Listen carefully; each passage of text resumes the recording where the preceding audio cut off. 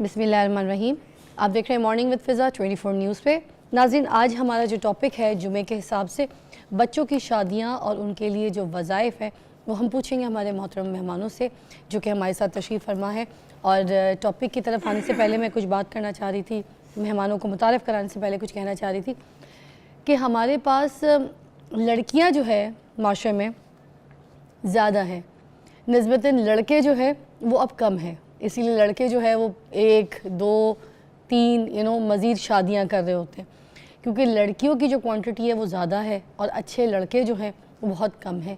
तो फिर अगर आप घर में देखें तो किसी न किसी ने 2 शादियां की हुई होती हैं, किसी ने 3 शादियां की हुई होती हैं। बहुत कम ऐसे घर हैं जहाँ पर अब देखने को मिलता है कि कोई एक शादी है। तो खैर ये वजूहात इसकी एक तो ये भी थी कि लड़कियाँ ज़्यादा हैं, मगर मैं आपको बताऊँ अच्छे रिश्ते कम हैं। लड़कियों के लिए अच्छे लड़के, लड़कों के लिए अच्छी लड़कियाँ। और ये बात तो कंफर्म है कि जब आपने अपने लिए लाइफ पार्टनर चूज़ करना है, आपकी फैमिली ने आपके लिए कोई मुंतखब करना है, तो डेफ़िनेटली हर औलाद के लिए हर माँ बाप ये सोचते हैं कि हमने शहज़ादा जैसा लड़का लेकर आना है जो हमारी बेटी को भी शहज़ादियों की तरह रखे और नेक सारा लड़का लेकर आना है। मगर उसके बावजूद हमें समझ नहीं आ रहा होता कि जो रिश्ता लेकर आया ये लड़का, ये जिसकी फैमिली, इसके तौर तरीके क्या है, इसका बैकग्राउंड क्या है, इसका सब कुछ। हम फिर उनसे दोस्ती करते हैं उन ख़ानदान में, मतलब क्योंकि 2 घरों का एक घर बनना वो शादी कहलाती है। सिर्फ 2 लड़का लड़की का एक मिलाप जो है या फिर आपस में रिश्ता तय हो जाना या उनकी निकाह में बन जाना वो शादी नहीं होती। 2 घरानों का एक होना भी शादी कहलाती है, क्योंकि आप बाद में भी ना ये सिलसिला चलता रहता है, कभी उसके घर जाना, कभी ससुराल, कभी मैका, ऑल दैट सिलसिला ये चलता रहता है, जो चलता आ रहा है नस्ल से नस्ल। मगर हमें अच्छा रिश्ता कैसे मिलेगा, हमें अच्छा लड़का ज़िंदगी में कैसे मिलेगा, अच्छी लड़की कैसे मिलेगी, इन सब के लिए ख़ास दुआएं होती हैं। ये जो वालिदैन को बड़ी फ़िक्र होती है।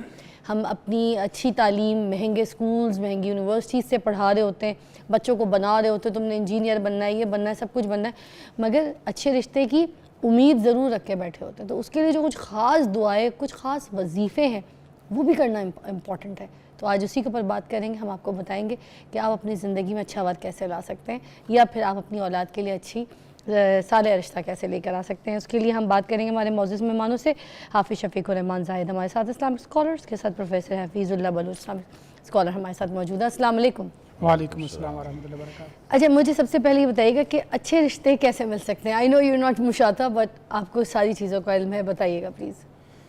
जी, बिस्मिल्लाहिर्रहमानिर्रहीम। कुरान मजीद वानकुल आयाम मिनकुम। सबसे पहली बात तो यह है कि रिश्ते तभी अच्छे मिल सकते हैं जब रिश्तों को बरवक़्त किया जाए, उसके वक़्त के साथ। मसलन बसा औक़ात ये होता है कि बच्चियों की एज उसके रिश्ते से ज़्यादा आगे निकल चुकी होती है, बच्चों की भी एज वो उसके शादी की एज से ज़्यादा आगे निकल चुकी होती। अब पहले तो होता है कि उसका अपना स्टेटस बनाते बनाते तालीमी कैरियर को हल करते और तय करते करते वक्त निकल जाता, 20, 25, 30 साल तक चले जाते।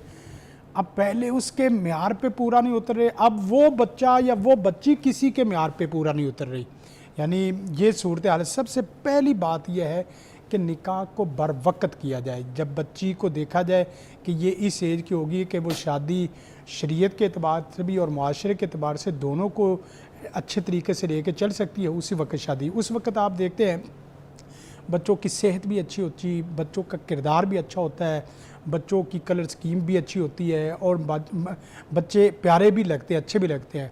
तो एक पहली बात तो ये है। और दूसरी ये है कि ये होता क्यों नहीं, अद्दीन युस्र, दीन आसान है तो निकाह भी आसान करें।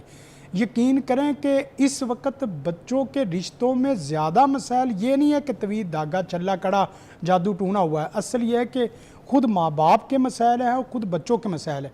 कि निकाह इतना आसान था और इतना सस्ता था कि रात जाते जाते निकाह हो जाता था, बैठे बैठे निकाह हो जाता था। अब सूरत हाल ये है कि जब बच्चियों के रिश्तों का माँ बाप ने सोचना है तो उसको क़यामत नज़र आती है, रिश्ता नहीं नज़र आता, क़यामत नज़र आती। उससे पता है कि जहेज देना है, उससे पता है कि मैंने बच्ची के खाना देना है, बच्चियों की जो है ना वो कपड़ों का, जूते कपड़े, और सिर्फ बच्चियों का नहीं दूसरे घर का भी पूरा सामान और पूरे अखराजात वो देखने।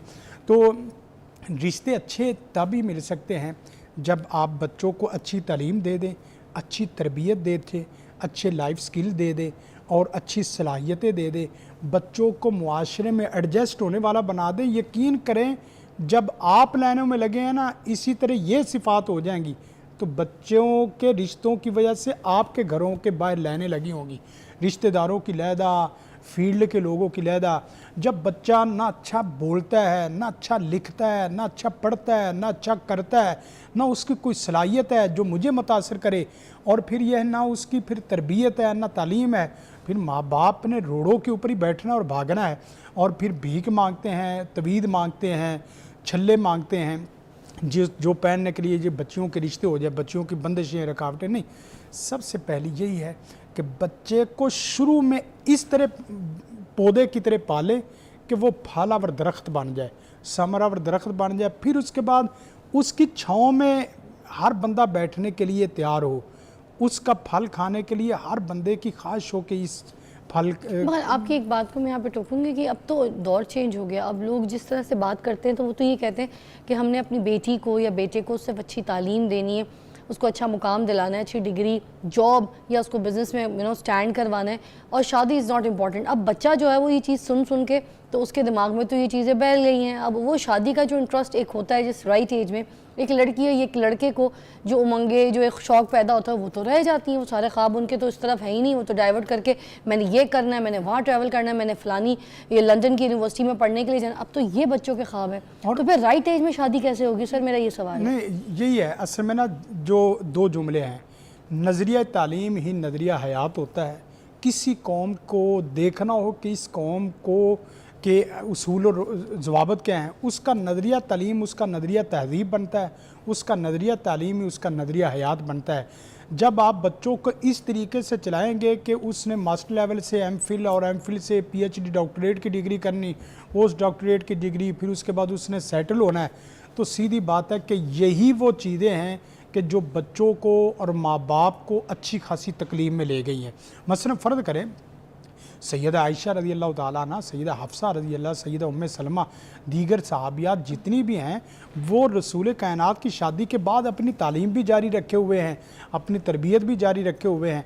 तो बच्चों को जब देखा जाए कि तालीम, फिर और एक और बात है, मैंने तालीम और तरबियत की नफ़ी नहीं की, मैंने कहा है कि तालीम में भी आप देखें जो बच्चे डिग्री होल्डर हैं उनके पास सलाहियतें कितनी हैं कि जिसकी वजह से हर बंदा ख्वाहिशमंद हो कि ये हमारे पास बच्ची आ जाए या ये बच्चा हमारे पास आ जाए। बच्चा डिग्री में ऊपर जा रहा है, इंसान ऊपर तरक्की करता जा रहा है और इंसानियत तनज़्ज़ुली करती जा रही है, जिसकी वजह से ना रिश्तों के रुझान होते हैं। और फिर एक और बात है, कुछ हमारी तरबियत में ऐसे असरात आ जाते हैं कि बसा औक़ात वो बच्ची और बच्चे को लोग देखना बिठाना पास पसंद ही नहीं करते, ये भी सूरत हाल है। और फिर एक ऐसी शक्ल है कि हर बंदे ने एक म्यार ऐसा बनाया हुआ है कि वो बच्ची है तो वो उधर से जन्नती दूल्हा तलाश कर रहा है और बच्चा है तो वो जन्नती दुल्हन तलाश कर रही। यानी मीडिया, सोशल मीडिया में जो देखते हैं कंपैरिजन करते हैं, तकाबुल करते हैं कि ये उस म्यार पे नहीं है बच्ची, ये बच्चा उस म्यार। मैं कितने लोगों को जानता हूँ कि लोग उनके पास रिश्ता लेके जाते थे लेकिन उसके म्यार पे नहीं आते थे। अब सूरत हाल ये है कि उसकी शादी नहीं हुई, लोगों को वो इधर उधर करके तलाश करता है। लोग अब उसके ऊपर कहते हैं कि अब तेरे साथ बूढ़े बाबे के साथ कौन शादी करे, तो यानी ये सूरत हाल होती। अच्छा, एक ब्रेक ज़रूरी है, उसके बाद मैं बीच में एक बात डाल देती हूँ लुकमा। अब तो ये दौर भी आ गया कि अब तो कोई अगर लड़की का रिश्ता देखने के लिए मुझे लगता है आप लोग जाएंगे तो सबसे पहले ये भी पूछेंगे सोशल मीडिया पे मिलियंस कितने हैं, तो कहाँ चले गए हम लोग यार, can you imagine. Will be right back after a short break.